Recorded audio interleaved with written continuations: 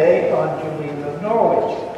Usually, when I give Julian of Norwich, I would give it on like a weekend retreat or at least a 6-hour workshop on Saturday. So we have, like, I'm told we have till 11:15, which is fine. So I'm not certainly going to cover as much as I would like to, but I would want to touch on some salient points of Julian of Norwich, and I hope that you would go ahead and read her book yourself, The Showings of Divine Love, or at the very least, my book on Julian of Norwich, and Mystic Questionnaire. We don't have too many copies of it out there. I think there's only 5 or 6. The others are all gone, so. But you can get it from Amazon, okay? Julian is a remarkable person. Most of the time when I give workshops on Julian, I give them in Episcopal churches. The reason for that is they think she was an Episcopalian. But I shock the people. I say, now look, Julian lived in the last half of the 14th century. There was no Episcopal church. She was a Roman Catholic woman. And they all look at me, and then I say, wow, after she died, she became an Episcopalian. As a matter of fact, the Church of St. Julian in Norwich, to which her cell was attached, where she lived, is the Church of England. It's an Episcopal. I believe, as far as they have such a thing, the Episcopal Church and the Methodist Church, at least they have feast days for her. They've canonized Julian, whereas Catholics have not. I used to think when I first was introduced to Julian, that was because her teachings were really stretching the envelope, you know? But that's not true. That is not true at all. One of the things you might want to do, you want something more than what I'm giving you today, is when you go home, Google Pope Benedict and Julian of Norwich. And the December before he retired, I used to hate him, by the way. He was so unpolitical. He was a scholar, and he knew that. He wasn't an administrator. He was a brilliant theologian, but he just about offended everybody in the world, including Catholics. But he visited the Archbishop of Canterbury the year before he resigned. And then he made a pilgrimage to Norwich and visited the shrine of Julian. Well, when he got back to Rome, he gave a talk, a general audience of 3,000 people, a 45-minute talk on Julian of Norwich. And it was beautiful, in which he gave unqualified approval to Julian. Well, now, when you hear some of the things that Julian says, you think that a pope would not be so unqualified in his approval. But he was. So I changed my opinion completely on Pope Benedict when I heard that. The talk is available on the internet. As I say, just Google Pope Benedict and Julian of Norwich, and you can listen to it, see it yourself on the video. Now, Julian was born, and we have the exact date of her birth because she gives it to us in 1342 in the city of Norwich. It's in the north of England. It's not quite on the North Sea, but there's a river going by Norwich that goes to the North Sea. And so Norwich was a great exporting port, even then, for wool. And it was the second largest city in England, next to London. By the time when Julian died around 1420, it was a population of about 300,000. But the interesting thing, and this may be relevant to us today, the 14th century, and not just in England, I'm not going to go beyond England because we don't have time, but 14th century was a great century for the birth and the flourishing of mystics. It was a terrible time. I sound like Dick and Helen. Was the worst of times the best of times? But during that time, from her birth to her death, Julian was born and died within the context of the 100 Years' War with France. So there was never a day of peace in her life. There were 3 major attacks of the bubonic plague, which cut probably in half the population of Norwich. And that happened, Julian had to experience the death of family and friends and so forth in those plagues. And then there were 2 minor plague breakouts. During her lifetime, an Archbishop of Canterbury and a King of England were assassinated. During her lifetime, they had what they call the Peasants' Revolt, in which the peasants, with what they had, staves and pitchforks, rebelled against the privileges of nobility and were really incredibly persecuted and killed. There was what they call the Bollandist heresy, which was one of the first heresies ever to arise in England, which had been a relatively orthodox country until that time. And so all these things were going on, you see, in the midst of all this background. We have these marvelous mystics. Julian is only one of them. We have Richard Rolle, a great mystic of the 14th century, Marjorie Kemper, the author of The Cloud of Unknowing.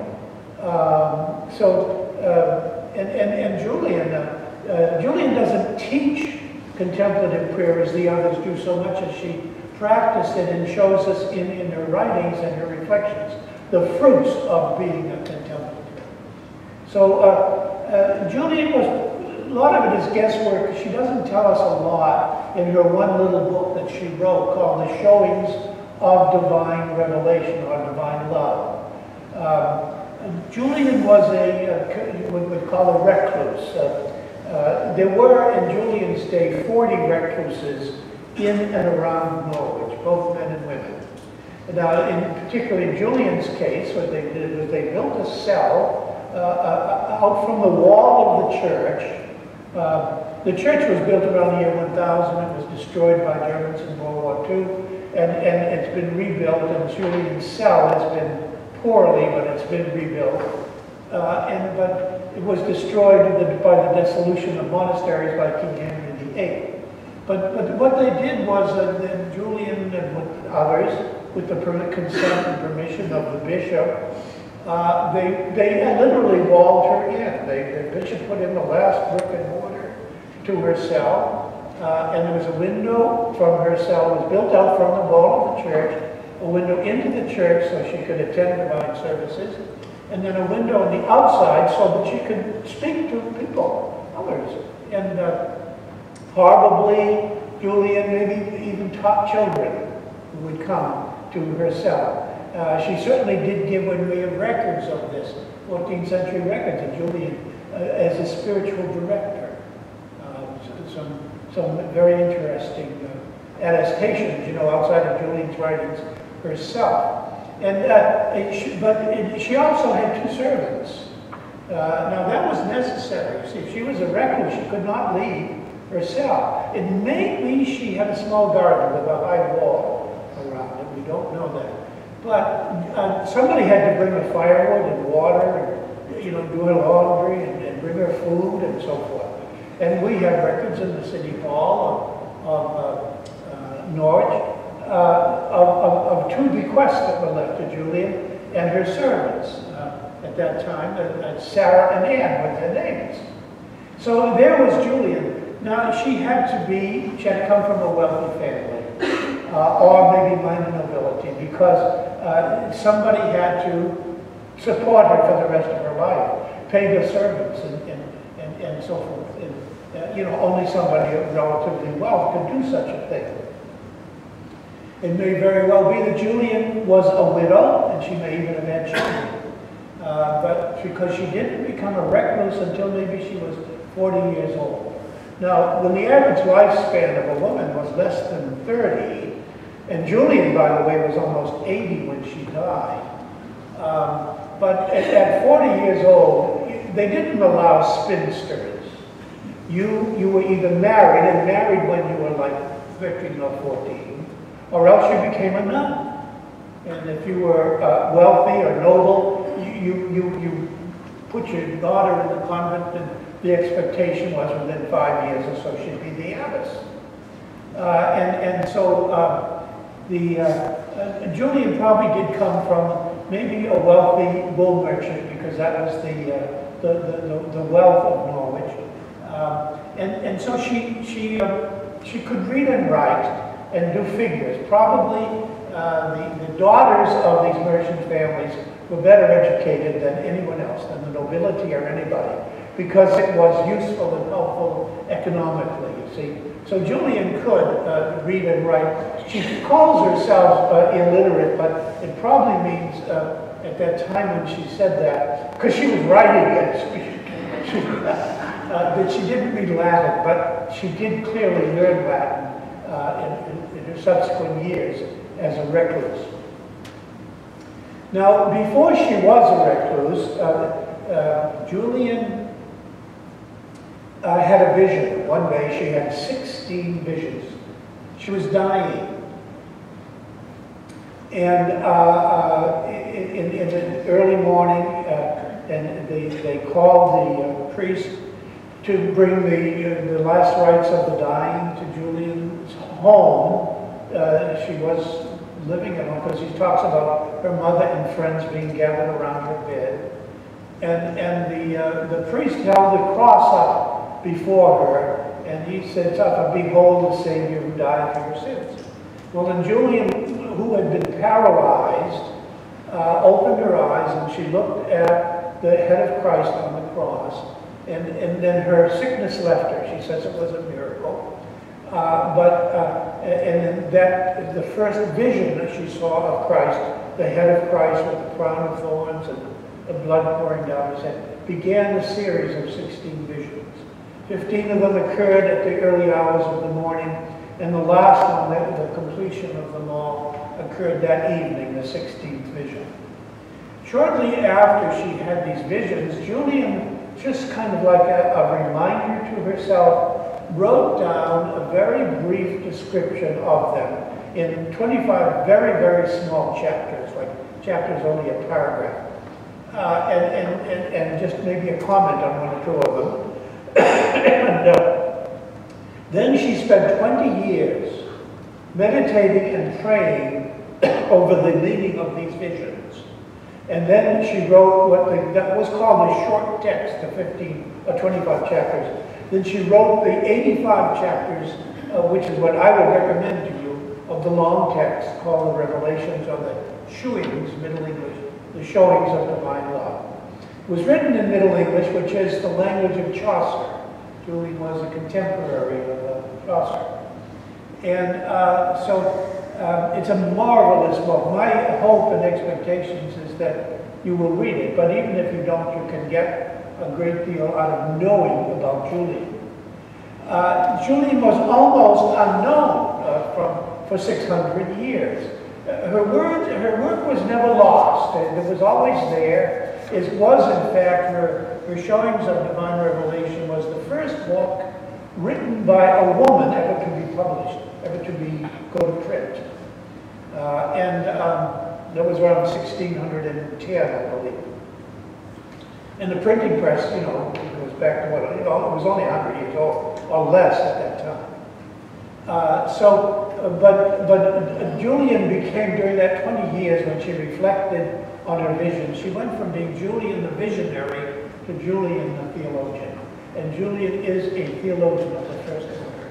Thomas Merton, of course himself a theologian and a mystic, says that in his younger days he loved the Spanish mystics, John of the Cross, Teresa of Avila. He says, but now he says you can roll them all up in a rug, and I wouldn't trade for Juliana for all the world. That she's the greatest, along with John Henry Newman, greatest English theologian. Those are really, that's a high compliment. So, but Julian, we would say Julian pushes the envelope, but she really doesn't. She pushes the envelope in the same way that Jesus pushed the envelope. So I guess she really does. And Julian, and of course I don't have time to get into all of these. I'm going to specialize in what I talk about. Julian talks about the Trinity in ways that you can that you can relate and understand what the Trinity means and how it means something to you.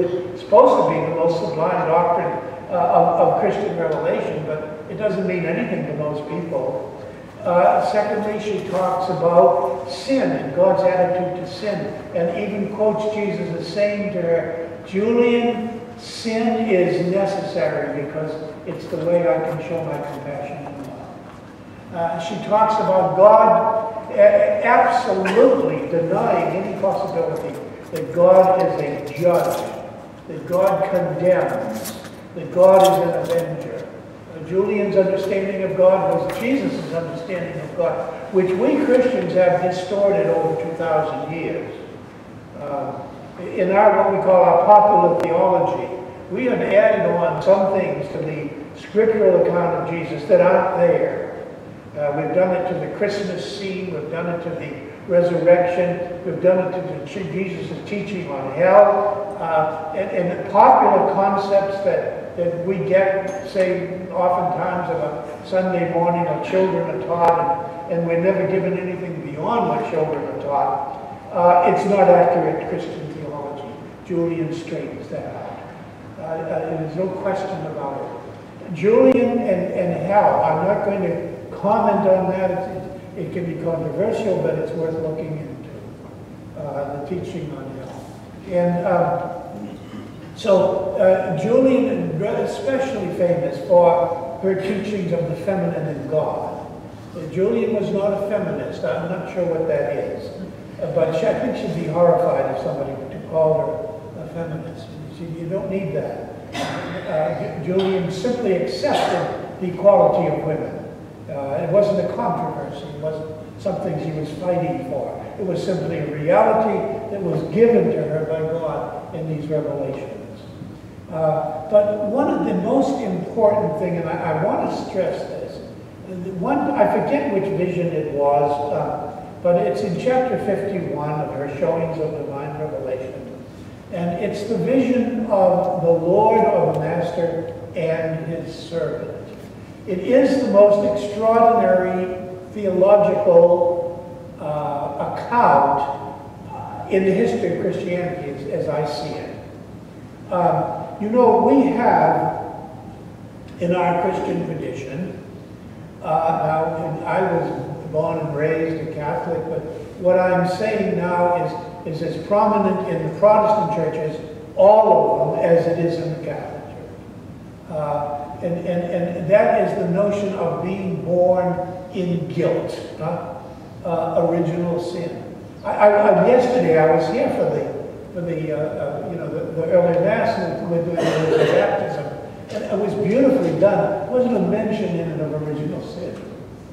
But most of us, any of us who has a gray hair, we were steeped in guilt from the time we were born. And it was all about original sin. This is what it's all about. And you do not, Julian doesn't mention the word was. We have inherited it, not so much from the Bible as we have from St. Augustine's interpretation of the Bible. And Augustine is the theologian of Protestant and Catholic churches.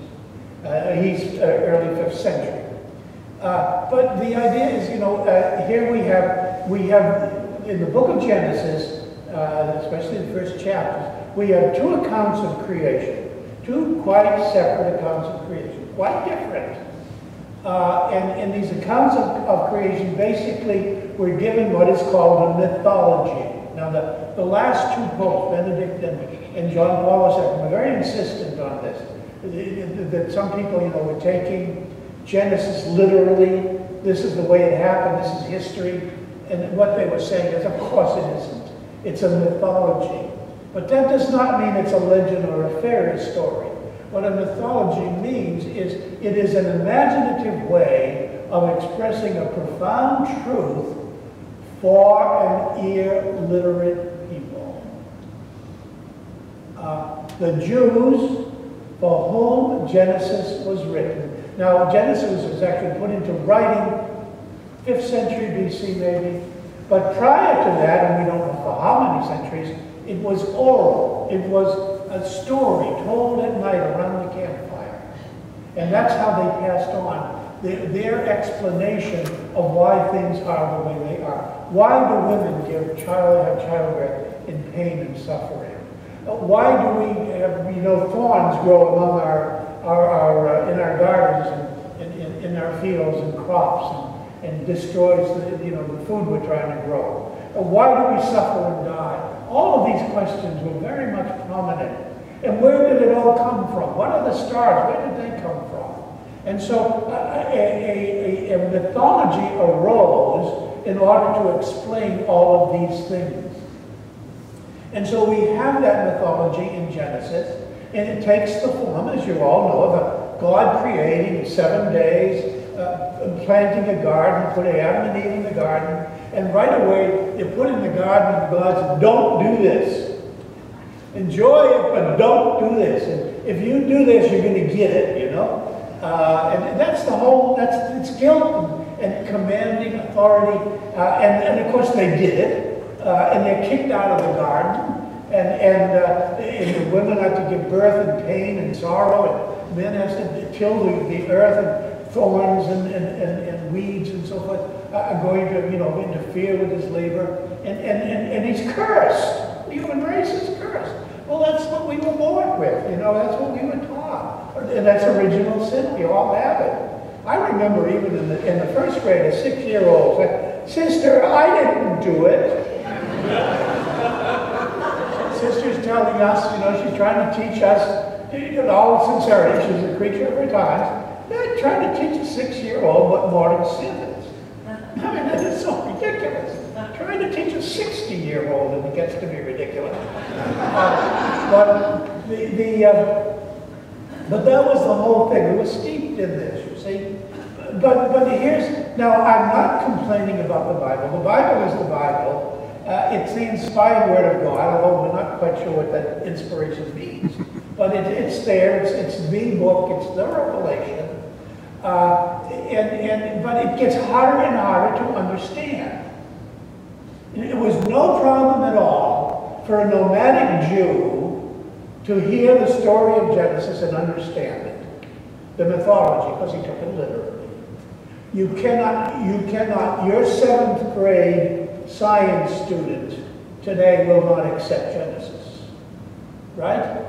I know I didn't in the 7th grade, and I was in the 7th grade like 200 years ago.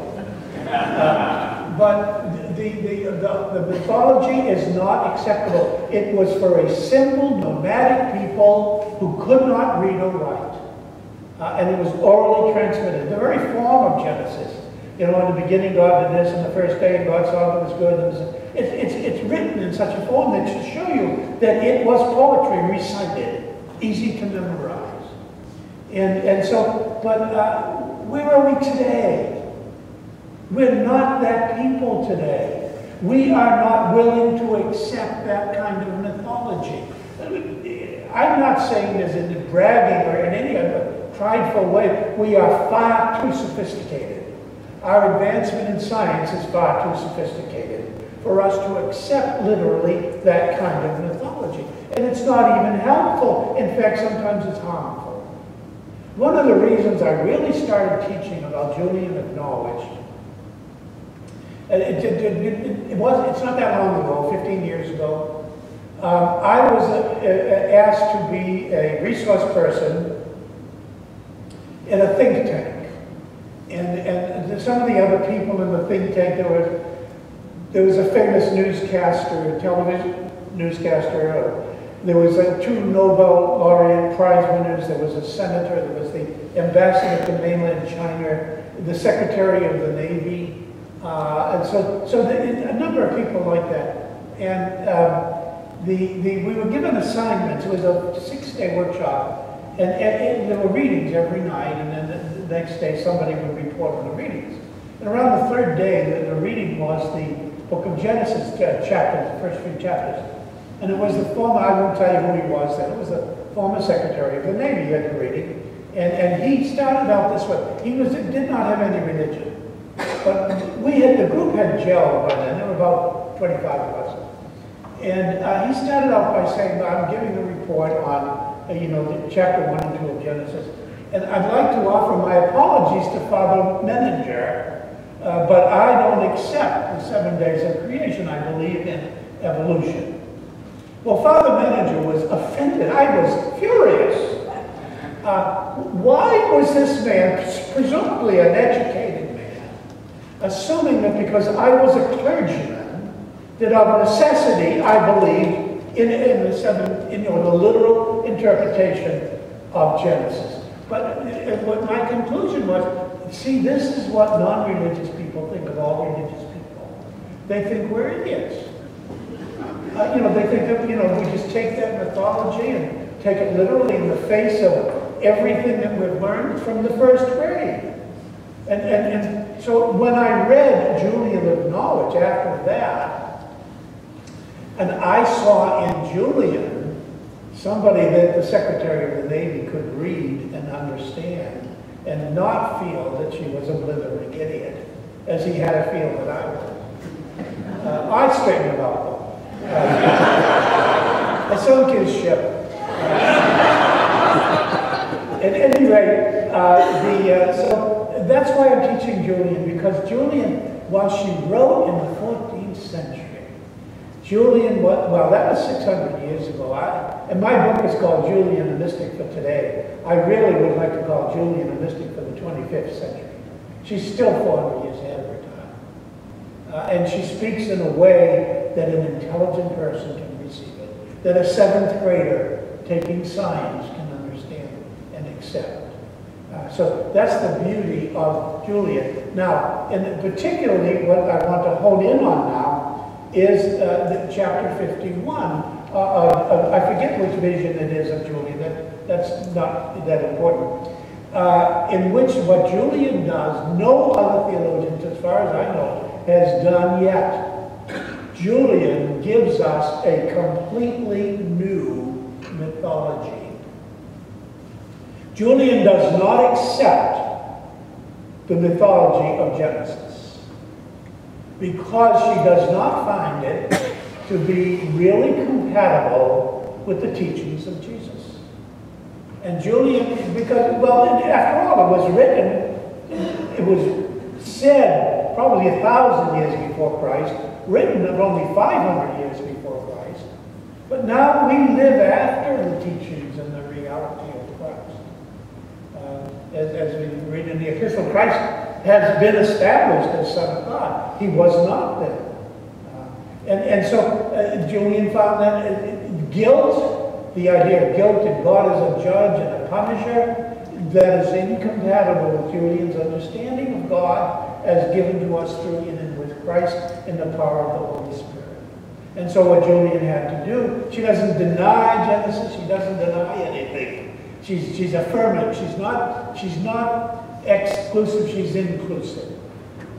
And Julian actually gives a, well, actually you could say quite rightly so, if you accept the validity of Julian's visions, which I certainly do. You don't have to, you know, but I do. She was given this by Jesus, by the Holy Spirit.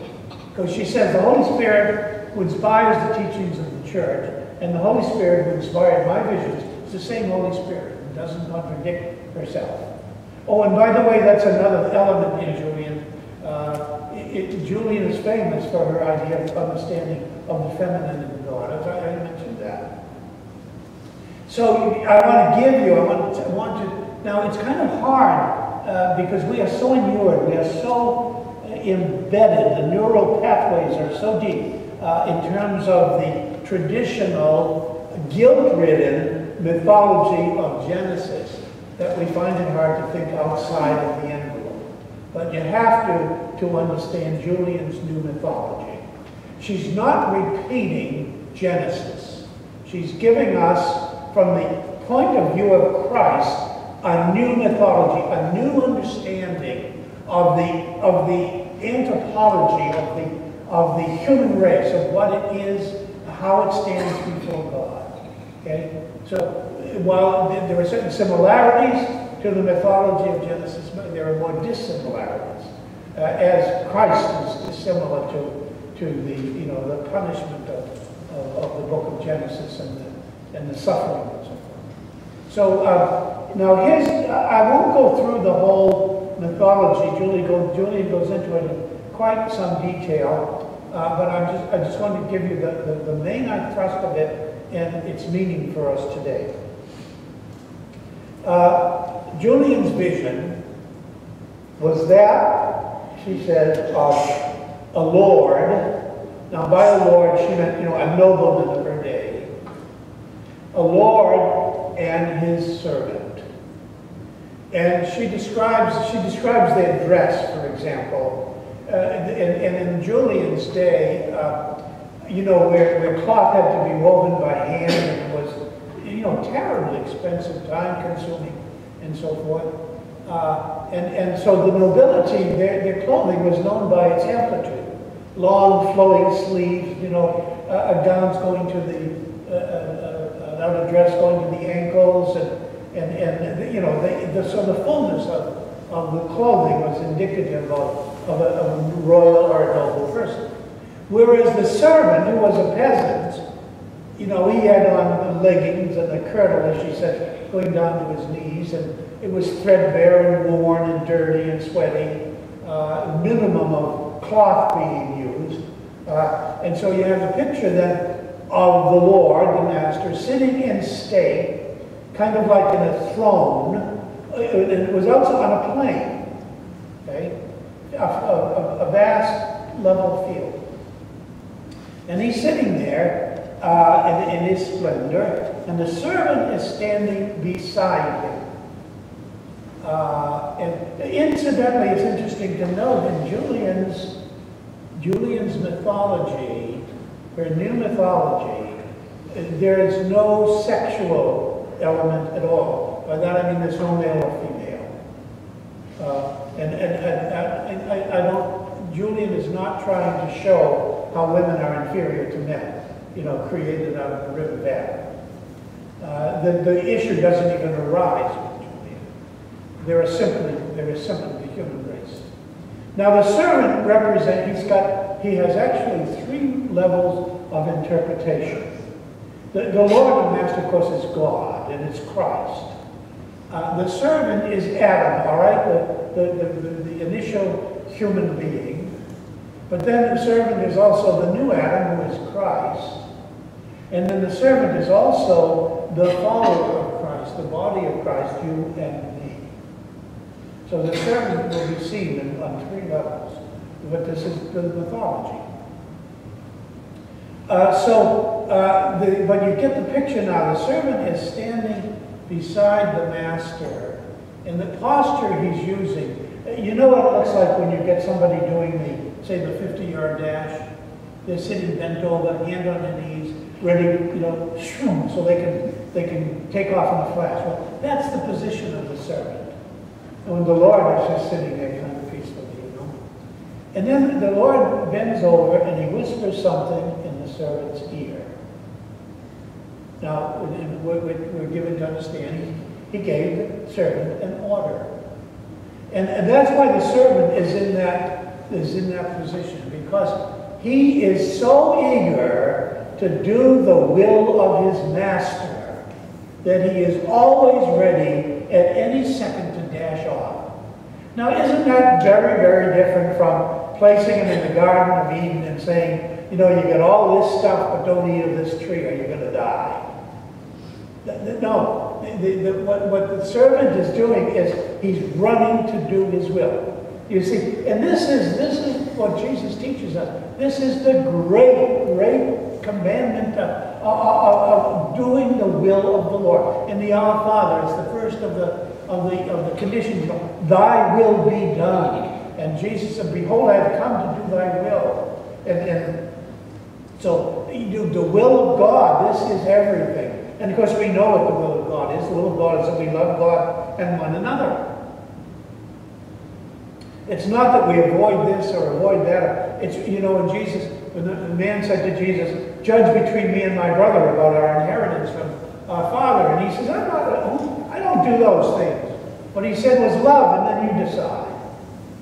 So that's what the will of God is, that we love, you see. So anyway, the master whispers something to the ear of his servant, And the servant dashes off. And he's dashing off to do the will of his master, whom he loves. And that's all he lives for, is to do God's will. Okay? So this is the human race, the new mythology. Well, now, as he runs off, and the master sits there waiting in the chair, we'll be told later, I won't tell you, this is a big secret, let you read it yourself to find out what the command was, what his master asked him to do. He dashes up, and he has to turn a corner. And as he turns the corner, he loses sight of his master. Now, this is very significant, you see, in the mythology. He loses sight of his master, and he falls into a ditch. Now, in my monastery, we have a ranch, a 5,000-acre ranch. We have 40 miles of irrigation ditches. And some of them are like 40 feet deep. You fall into one of those, you don't doubt. And so this is what happened. The servant, in his eagerness to do his master's will, fell into a ditch. And then Julian describes what happened, and the bones that were broken, and the lacerations, and the pain, and the suffering, and he was lying there, he couldn't do anything to help himself. But she says, the worst thing of all for the servant was, because he fell in the ditch, he could no longer see his master. And then she says, but after a while, laying there with the sufferings, they were so bad that he actually was so involved in thinking about his own sufferings that he even forgot his master. But in this way, that it wasn't really his fault. This is what happens when you're fighting for survival. But then, and here's really the crux of it all, the master comes looking for his servant. And he arrives at the ditch and he looks down, and then these are the words that I would like you to engrave in your heart, that Julia would like, that Jesus would like. And she says, and the master saw no fault in him. How different that is from original sin, huh? And at one time we even used to say, without baptism, you got original sin, you go to hell. And then we were putting all these little babies in hell, and so Augustine came by and said, no, that doesn't really fit. So he invented limbo. And since then, we've been putting the little babies in limbo. That's a mythology, and it's not one that's equal to the revelation of Christianity in Christ. This whole idea of limbo. Now, but that's the crux of it, and from this, everything that Julian teaches follows. That Jesus taught to Julian and touched to what follows. The master saw in him no guilt. Now, this is not a denial of original sin. It's a denial of the you see, in Genesis, in the story of creation, there are two, what you might call, platforms from which we can proceed. One of them is this. In the first day, God created, separated the earth and the sky, and he created the sun and the stars and the animals. And at each one of them it says, and the Lord saw the morning and evening of the first, second, third day, and God saw that it was good. Right? And then on the last day, the Saturday, would be the sixth day, the end of the sixth day, he created man and women. And it said, and the Lord saw that it was very good. So this is the pinnacle of creation. It says, in the image of God he made them, in his own image and likeness. God created man and woman in his own image and likeness. Nothing else is given that incredible privilege and glory in creation, except the human beings that God created. They were the most godlike of all his creatures. Now, that you could go from there. You see, this is where Julian chooses to go from. What we have done traditionally, not from the very beginning, not in early Christianity. Original sin was there, the idea that there was a fall. But after all, what kind of a fall was it? A guilt-ridden, ugly, sinful fall? Or was it like the servant who fell into the ditch in his eager desire to do his master's will? That's kind of a different fall, you see. And so, so you could take as you want as your starting point. The human race is made in the image and likeness of God. Or you can take as your starting point the human race as disobeying God. And of course, it was the woman who started it all. Does that tell you that Genesis was written by men? It was, and you ate the apple. Huh? Well, yeah, but the woman you gave to me, she gave me the apple. See, that's what Adam said. And so there's guilt and blame. All right, now you're cursed. So you can take the human race as image and likeness of God, or cursed by God. Jesus is the one who says, no, there's no curse there. It's just the love of God. The image and likeness of God is love. And so this is the mythology, you see, that Julian gives us. And it's truly a beautiful one. And as a result, there was no, you are cursed from this day forward, childbirth and labor of your hands, the sweat of your brow. No, the idea is that and the Lord, the Master, saw in him no guilt. God does not accuse us. God does not judge us. God is not a jealous God. God does not avenge us. Well, now, wait a minute. We see all these things in the Scriptures, don't we? Yes, in the Old Testament we do. And Jesus has come to fulfill all the best of the Old Testament. And what is the best? We are the image and likeness of God. And this is what Julian's mythology teaches us. So the servant then running to do his master's will and falling into a ditch in his eagerness to do his master's will, but suffering because of the fall, and then suffering especially because he does not see his master, and then suffering because he's forgotten about his master and it being wrapped up in his own miseries. But this is the human race. This is the mythology. It's different from that of Genesis, you see. And then especially the Lord coming, looking for him. Now, and what you have now is the second Adam, Jesus. Jesus fell into a ditch, and he suffered. Now, what is that? Well, it's his crucifixion, of course. This is the second Adam. In his eagerness, in Jesus' eagerness to do his Father's will, he accepted to be crucified. Jesus, by the way, I don't know, you don't often hear this on a Sunday morning, but he could have redeemed the world by snapping his fingers. He did not have to die on the cross. But, because, in fact, he asked his Father on Holy Thursday if he might be spared that.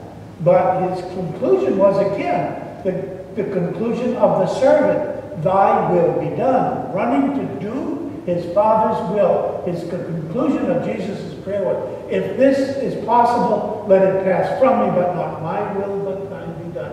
And it was the Father's will that it be done on the cross because it was a way of manifesting the greatness of the love of God for the human race that he created. And God looks on Jesus on the cross, and therefore he looks on Adam, the second Adam, and therefore he looks on you and me, because that's who we are, if you will, the third Adam.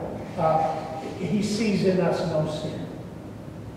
Even though we are constrained at times to cry out, my God, why have you forsaken me? And that's the servant lying in the ditch, so immersed in his own sufferings that he thinks he's abandoned and forgets about God. This is a mythology. This is I think a better way to understand anthropology, or the human race, or who we are and how we live. So now, I say the emphasis here is on the fact that the visions that Julian had were given to her by the Spirit of Christ, which is the Holy Spirit. Now, you know, when we say, and Julian brings this out in terms of the Trinity, and I'm going to go on and expand a little bit into the other aspects of Julian, but based on this mythology, see, this understanding. The time of the Father is what we call the Old Testament. Okay, that's not political anymore to say Old Testament, but I'm saying it. That was the time of the Father. Then there was the time of God the Son, and that was the life of Christ, his incarnation, his birth, his growth, his teachings, his death and his resurrection, and his ascension into heaven. And then Jesus then, when he was in heaven, sent the Holy Spirit and to be, he says, I will not leave you, I love that. I will not leave you orphans. But he said he would send the Paraclete, the Comforter, who would remind us of everything Jesus taught. Now, what does that mean? I don't think it means remind in the common use of the word. In other words, the Holy Spirit will say, hey, remember Jesus said, you know, in Matthew chapter 5, an eye for an eye. I mean, you know, no longer an eye for an eye. That's not what it means. We got Matthew chapter 5 to see that. But what does it mean? It means that as the Father was the guide and the teacher of the Old Testament, and I have now been the guide and the teacher of the New Testament, the new commandment, the commandment of love. Now the Holy Spirit is going to be the guide and the teacher of the latter-day saints, and God bless the Mormons. The only ones who seem to really have understood that. That we are the latter-day holy ones, the latter-day saints. And as God the Father is to the Old Testament and Jesus is to the beginnings of the New Testament, the Holy Spirit is from the day of Pentecost, when that Paraclete came in the form of tongues of fire. From that day until this day and onward until Jesus comes again is the era of the Holy Spirit.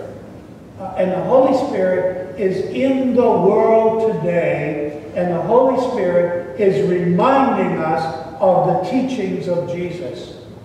Not so much actually telling us, do this, don't do that, do this. But like Jesus said to the two men that wanted him to judge the will of their Father between them. Who put me as a judge over you? You decide. But decide in love is basically what he said. And this is what the Holy Spirit is doing. When the Holy Spirit came, when Jesus left, if you will, but he didn't, because, you know, the Holy Spirit is the Spirit of Jesus, we did not have the problems we have today. What did Jesus say about abortion? He didn't say a word about it. What did Jesus say about ethnic cleansing? He didn't say a word about it. What did he say about the Holocaust, killing off the Jews? Not a word. What did he say about stem cell research? What did he say about DNA? What did he say about sexual changes? He didn't talk about those things. There weren't problems of his day. But what did he do? He sent the church, his Holy Spirit, to make these, to decide on these things.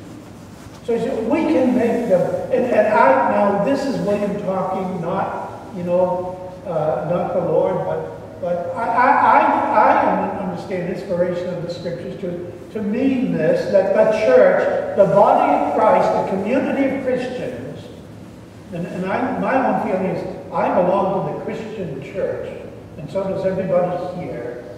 But the Christian church can make decisions under the power and the guidance of the Holy Spirit that might be contrary to what you read in the Bible. And the reason they may do this is because the circumstances as you find them in the Bible are very different from those circumstances today. Do you see? The Bible was not talking to the 21st century. It was talking to the first century, but made provisions for the 21st century in the presence and the guidance of the Holy Spirit in the church today.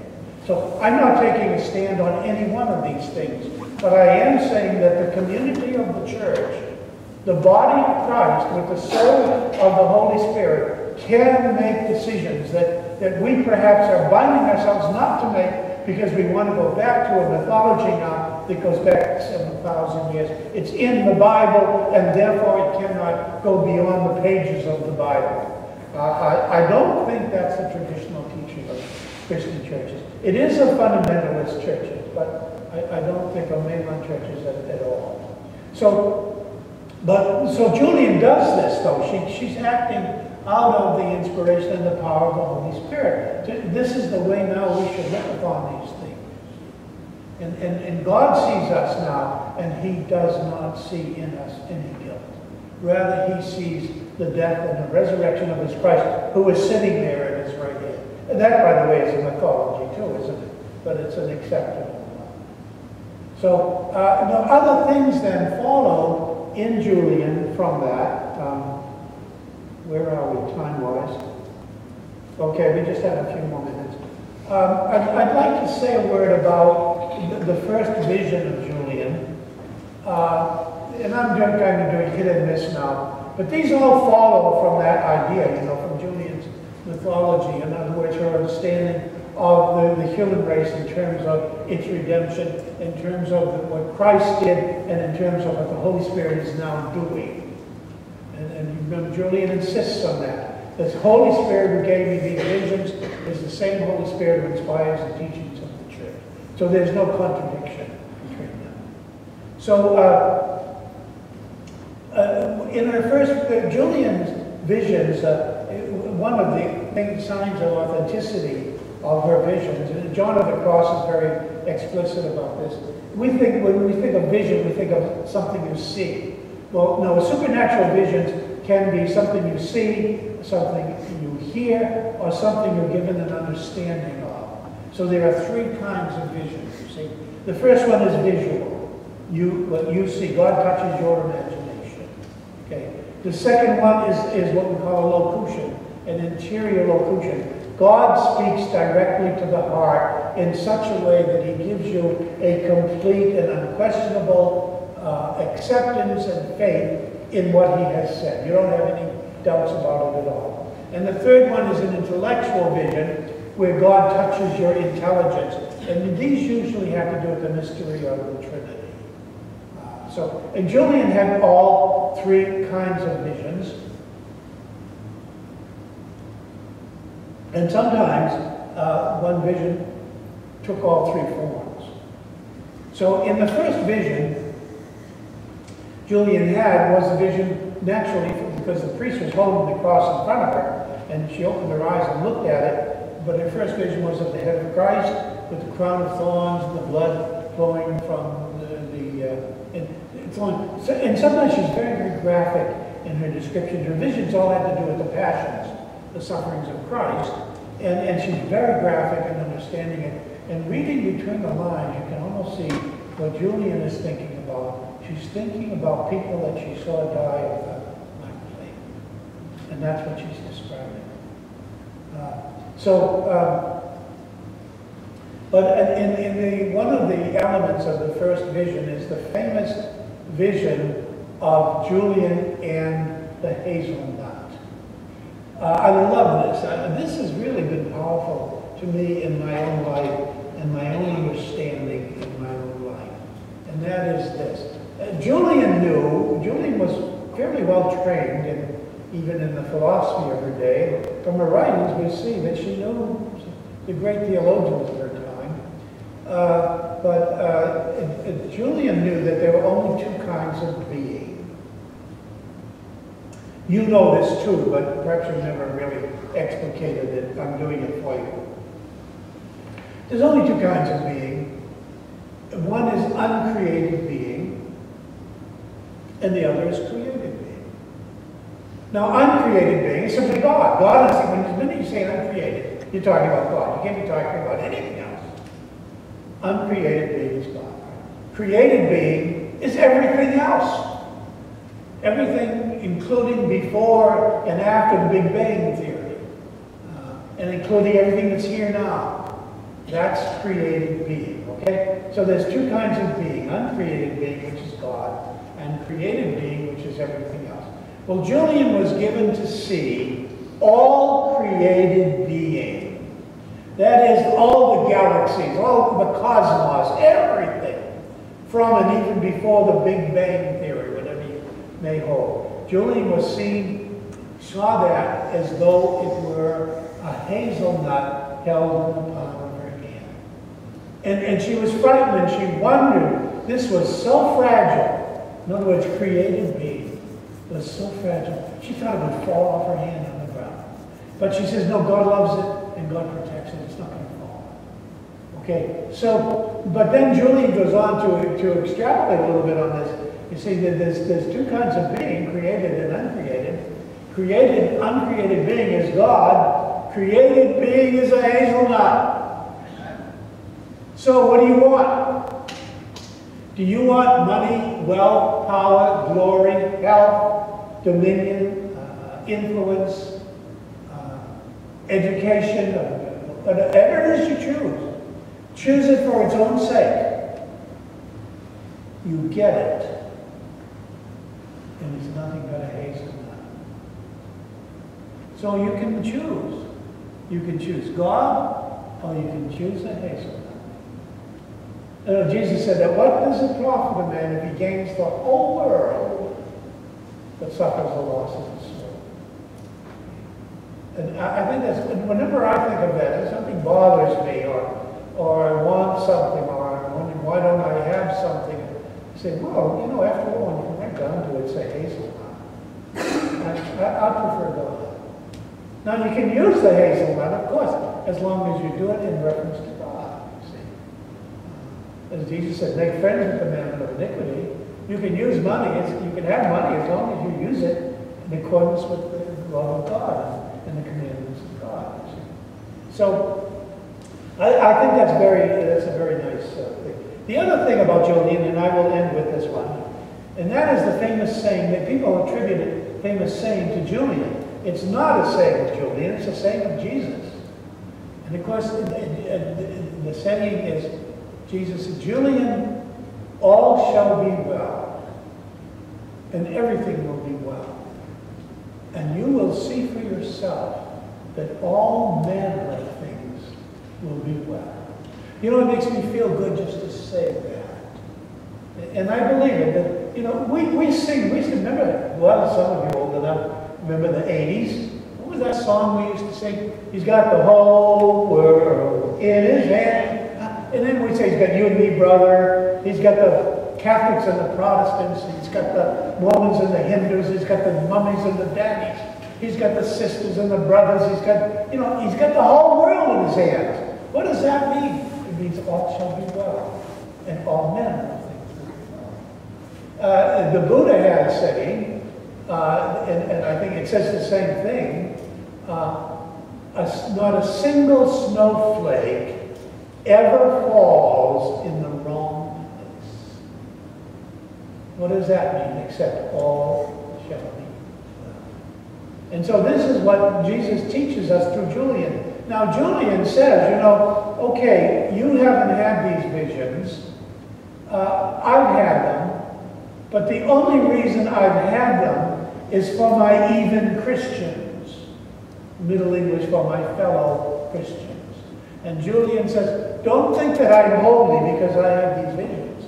You can become holier than me by an understanding and a practice of my visions. And a lot of things, again, follow from that all shall be well, because Julian was very realistic. Julian lived through the bubonic plague. Possibly her husband and children died in the bubonic plague. She was 40 years old, I say, when she became a recluse. And nobody was 40 years old who was not either married or a nun in the 14th century. And so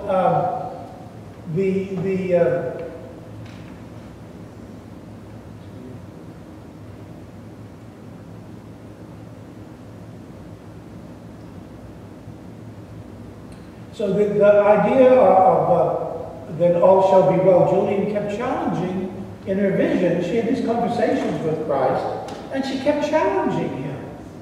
And she kept reminding him, look, you said that all shall be well. What about the Black Plague? What about the 100 Years' War? Well, I mean, you know, she doesn't say this explicitly, but we know these are the things that she experienced, and so she's challenging. What about these things? And Christ and the Holy Spirit is insisting, Julian, all shall be well. And ultimately what it comes down to is Julian says, all right, look, you're saying that everything's going to be well. What about hell? This is, you know, probably the worst thing that is not going to be well. And she says the church teaches there's a hell. And I'm a good Catholic girl, you know. I went to Catholic school and I wore the plaid skirts and did all those things, you know. And I was taught from the church there's a hell. And what about this? Now, I'm not going to get into that. I'm going to leave it up to you. But I'm just going to end with this statement. And it's intended to challenge and tickle your funny bone or whatever, or your curiosity. Here's what Julian says toward the last chapter, particularly in reference to this. Now, Julian was not a millenarian. She was not, well, we've got so many of these people today. You know, they're saying Jesus is coming next month, and boy, you Lutherans and you Catholics and you Episcopalians, you're going to get yours. I mean, that's very common. You can turn on your TV set at any time in the Bible Belt or in Virginia, and you get these evangelists start saying that, you know. Of course, one way to avoid it is by seed money. $100 will help you.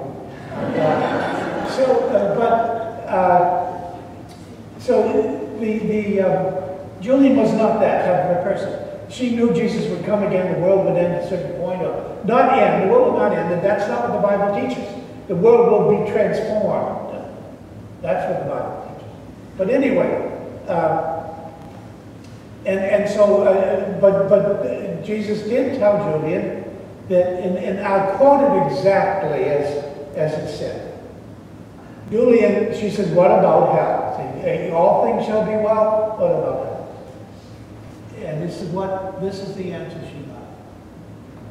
Julian, on or at the last day,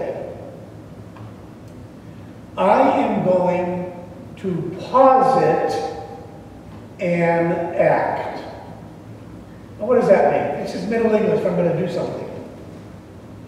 On or at the last day, I'm going to do something.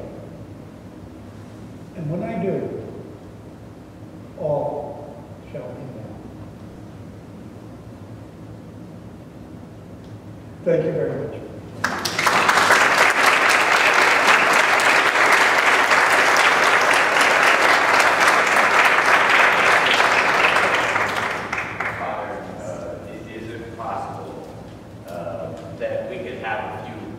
Oh, yeah, sure. So, you know, I encourage us all to kind of avail ourselves in this moment. And since we have Father here who's no match, it doesn't have to be necessarily on Tuesday. Oh, be quiet now. He's a lawyer. Yeah.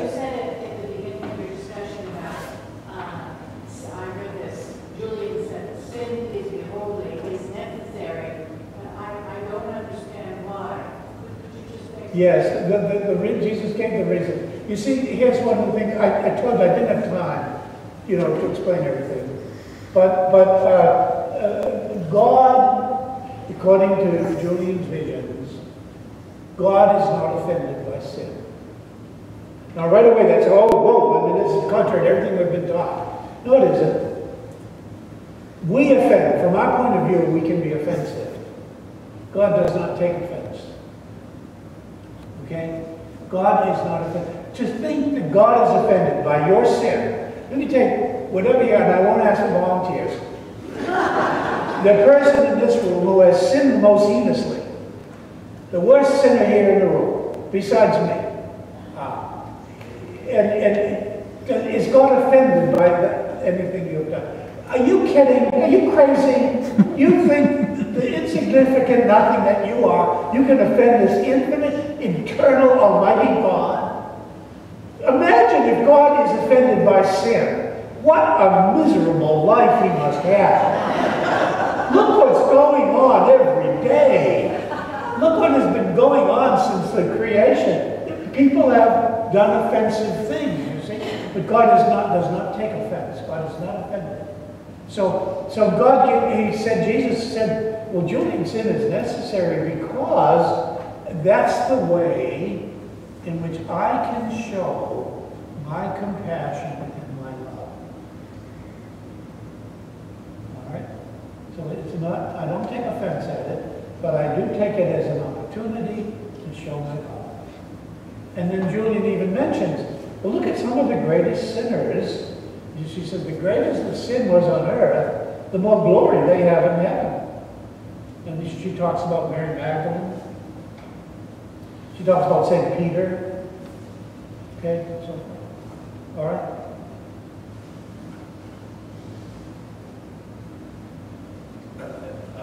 The woman in white. Does Julian talk anything about Satan or Lucifer, the devil, whoever you want to call it, very personification of evil? That draws people. No. Does Julian speak ever about the personification of evil, Satan, Lucifer? Yeah, she did. She does several times. It's a little, you know, Julian is not impeccable herself. Whereas I don't think Julian accepted. It wasn't that the idea of hell, see, the mythology that we have of hell is the mythology you were taught probably from a child is very, very, how should I say it? Gross. I mean, you know, what was the first concept of hell? Well, there's a devil, and he's got this red suit on, and he's got a tail and a pitchfork, and he's turning people around in the fire, you know, and this goes on for all eternity. I was thinking to myself, you know, even fire would get glory for all eternity, but Julian does, she does not seem to indicate that there anybody is in hell, but she does speak of the fiend, you know, and by that was very common in the Middle Ages. And even Julian, while she was dying, she said, you know, she was tormented by the fiends. It was the medieval belief that when a person was dying, before they died, they were actually given a period of time when the devils came and tried last-minute attempt, you know, to get them. But it's the eternity of hell, I think, that Julian is really talking about. And there is, I think, a kind of a contradiction. That, all right, there's no hell, but there's a fiend. There's a devil. And it's part of the mythology she just accepted and didn't question. The corollary, another question, but a corollary that I always thought interesting, Father, you might want to comment on, is that here it is, the Pope, he was here, he canonized the first, American saint, Father, Not the first American saint by any means. But the first one was canonized on Yes. 12, when that is crazy. But, you know, the church has thousands of ones is recognized as being in heaven in the glory of God. Has never declared anyone, you know, not Judas, not anyone who's ever lived to be in hell. In fact, the church forbids us to say that. So, I mean, if that's a corollary to what you're Now, it's interesting, one of the great theologians of the 20th century, Hans Urs von Balthasar, some of you may know, he was made a cardinal like 2 weeks before he died, and he wrote a book called Dare We Hope That All Men Will Be Saved? And his answer comes out a resounding yes. And he's teaching, he says he's teaching, he's reflecting the teachings of Christianity, that we do dare hope that all men will be saved. There's a hell, but nobody's there. Well, if nobody's there, then there isn't a hell, because hell isn't a place anyway. Hell is a condition of mind. Richard Rohr said that about Teresa of Avila, that during the Inquisition, you know, she was asked if there was a hell, and of course she had to say to the authorities, yes. And And then she turned to her fellow sisters and said, it's just there's no one there. So that was it. There was Jeff was right there. What do you think of the point that the Genesis book is an acquiescence to the Hebrews? It's what? Is an acquiescence to the Hebrews. You want to explain I don't know what that more? means. Yeah. Well, all right. They had the Old Testament. And we had the Old Testament and the New Testament. Okay. In order to have a combination of the two, if you will, we leave Genesis in, even though we realize that a good portion of it is, I would say nonsense, but No, mythology. right, exactly. Why do we leave it in? Okay, but I challenge you to find a single Jew in the entire world who believes in original sin. I'll challenge you to find a Jew who believes that we're made in the image and likeness of God. Probably all of them. They don't subscribe to that guilt-feeling theory that we were raised in. Okay. It's Jeff. Yeah. I think of the city of God by Augustine as having a lot to do with using the idea of original sin to explain why Rome fell after Yeah. Christian. Yeah, now I'm afraid I have to say this. Augustine is one of my favorite saints. I know Augustine very well, but Augustine is really the one responsible for that attitude, that negative guilt of original sin coming into the Western Church. It doesn't exist, by the way, in the Greek Orthodox Church. I say original sin does, but the emphasis there is on made in the image and likeness of God, not born in guilt and kicked out. But Augustine is really the one, and he's had the greatest influence on Western theologians. But that's only since the 5th century. Prior to that, you didn't see it. Okay? This is the thing, last night I read the short work for a couple years, so I kind of had an understanding. And one of the things I... And she has the long version. She's going to follow you, trying to find Vision 51. I can see it this way. But she has this part where it talks about a desire for more illness. And I said, wow, that's really unappealing to me personally. My desire is for everlasting health. And I don't understand, I mean, maybe it's in the longer version, I'll look for it, what she wants, what she means by a desire for more. Oh yeah, it's quite important, Julian. When Julian was younger, when she was a young teenager, Explain that a little bit more. Everybody might not have heard that part. What you just said. But the more illness, maybe they didn't hear my question. Yeah, they didn't hear the question, so yeah. oh, the question is that Julian talks about a desire for a mortal illness, asking that as a special favor from God. And you would think she would ask for help. No. During the 14th century, and this is also true to a certain extent today, one of the greatest mysteries of the Christian dispensation is the passion and death of Christ, the sufferings and death of Christ. And the reason for that, as I mentioned earlier, is that this is a manifestation of God's love. God so loved the world that he gave his only begotten Son. And his only begotten Son said, greater love has no man than he laid down his life for his friends. And so Jesus could have redeemed the world by snapping his fingers. But he chose this manner of death, as the Father did, as a showing the love. Okay, now, so it was a great devotion, if you will, we have this too, the Stations of the Cross, Sorrowful Mysteries of the Rosary, Good Friday, to the sufferings of Christ, the passion and death of Christ. And all Christians actually do.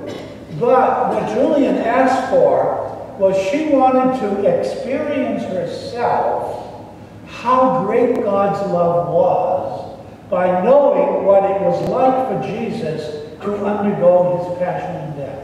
You see? So that's what she meant by it. But she made a proviso even there. She says, I would like to experience dying, all the rights of the church, all the sufferings, all the temptations of the fiend, everything, but not die.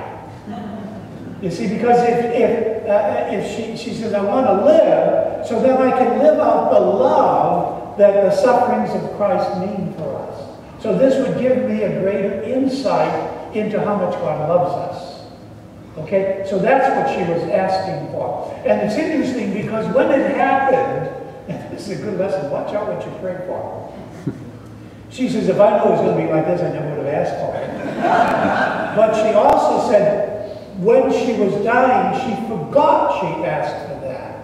Because if she remembered, oh, God is just answering my prayer and I'm not really going to die, it wouldn't be authentic at all, you see. So she really thought she was going to die. It's only later, reflecting on this, she realized that, oh, this is what God answered my prayer when I was 16.